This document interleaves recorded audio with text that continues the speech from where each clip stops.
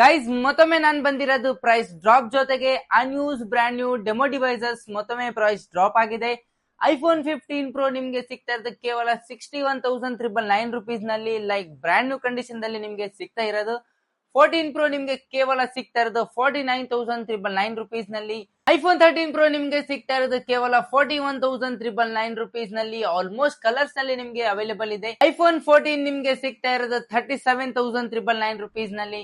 IPhone 13 ನಿಮ್ಗೆ ಸಿಗ್ತಾ ಇರೋದು ಕೇವಲ 32,999 ರುಪೀಸ್ ನಲ್ಲಿ.